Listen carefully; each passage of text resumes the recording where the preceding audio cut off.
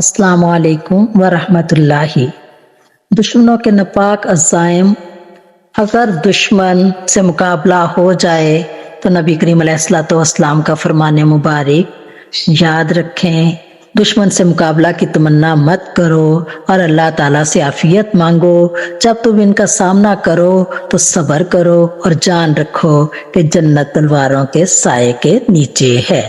अल्हम्दुलिल्लाह, पाक फौज को सलाम।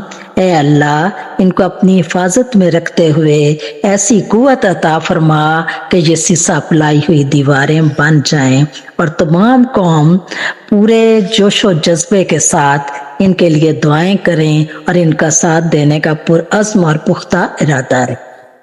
इल्लामा इकबाल ने क्या खूब कहा है, ये गाजी ये तेरे पुरस्रार बंदे जिन्हें तूने बख्शा है ज़ौक़े खुदाई। दो नीम इनकी ठोकर से सहरा और दरिया, सिमट कर पहाड़ इनकी हैबत से राई। अल्हम्दुलिल्लाह, अल्लाह ताला हम सबको हिम्मत दे और अल्लाह ताला हम सबको दुश्मन के मुकाबले के लिए ज़्यादा से ज़्यादा पुरअज़्म बनाए।